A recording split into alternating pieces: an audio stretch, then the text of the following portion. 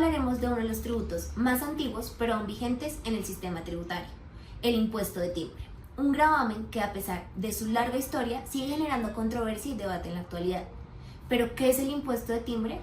El impuesto de timbre es un tributo que grava la suscripción de documentos públicos o privados, incluidos títulos valores, en los que se haga constar la constitución, modificación, existencia, prórroga o cesión de obligaciones, siempre que estos sean otorgados, aceptados o se ejecuten, ya sea total o parcialmente, en Colombia, y cuando su cuantía supere los 6.000 VTs, es decir, que para el año 2025, 300 millones de pesos. Pero si el impuesto de timbre nunca ha dejado de existir, ¿por qué está generando tanta controversia en las últimas semanas?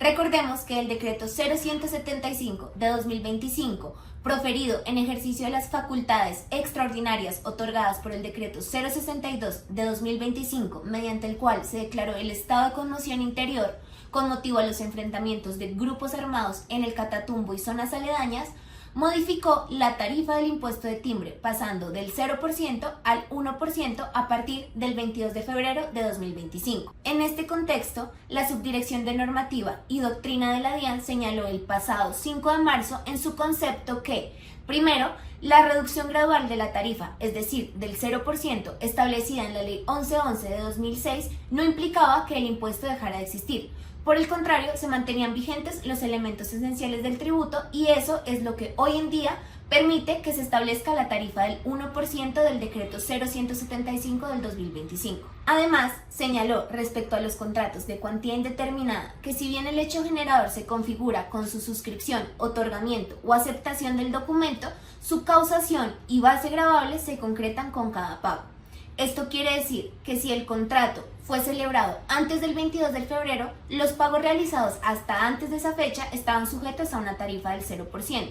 pero los que se realicen con posterioridad a esa fecha estarán sujetos a la tarifa del 1%. En nuestra opinión, la interpretación de la DIAN no solo constituye un desatino, sino que comporta una abierta contradicción a los principios fundamentales de aplicación de la ley tributaria en el tiempo y a los reiterados pronunciamientos del Consejo de Estado. Esta contradicción no es menor, pues si bien la Administración sustenta su posición en los artículos 519 y siguientes del Estatuto Tributario, parece dejar a un lado que se trata de un impuesto de carácter instantáneo, es decir, que se causa al momento de la suscripción, otorgamiento o aceptación de documentos en los que consten obligaciones económicas. De hecho, esta discusión no es nueva, pues así lo reconoció el Consejo de Estado en 2011, en donde señaló con claridad que el hecho generador del impuesto de timbre se configura exclusivamente al momento de suscribir, modificar o prorrogar un contrato. Por lo tanto, los pagos posteriores no constituyen nuevos hechos generadores, sino que simplemente determinan la base gravable sobre la cual aplicar la tarifa vigente al momento de la suscripción del documento. Por lo tanto, la interpretación de la DIAN al extender la tarifa del 1% a pagos realizados después del 22 de febrero de 2025 en contratos suscritos anteriormente,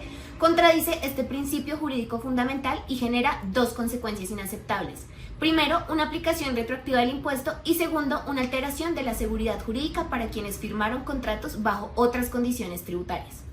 Ante esta controvertida interpretación, ¿qué ha dicho recientemente la DIAN? El pasado 24 de marzo, la DIAN emitió un nuevo concepto en el que reconsidera la tesis jurídica propuesta el 5 de marzo. Sus consideraciones toman en cuenta dos pronunciamientos del Consejo de Estado, entre ellos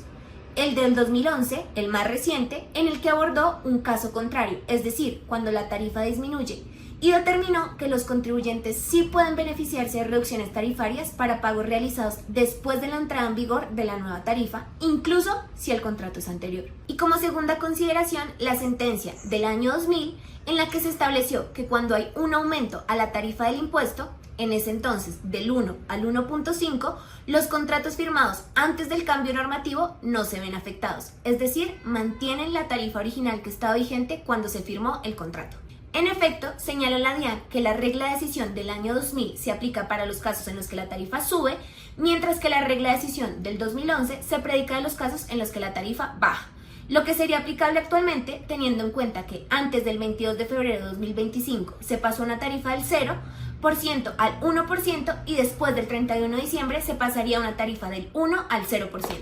Basándose en estas sentencias, la DIAN ha reconsiderado su posición inicial y ha establecido la siguiente tesis jurídica. Para los contratos de cuantía indeterminada, si fueron suscritos antes del 22 de febrero de 2025, la tarifa aplicable a todos los pagos derivados de estos contratos será del 0% independientemente de cuándo se realicen. Ahora, si fueron suscritos a partir del 22 de febrero de 2025, los pagos realizados hasta el 31 de diciembre tendrán una tarifa del 0%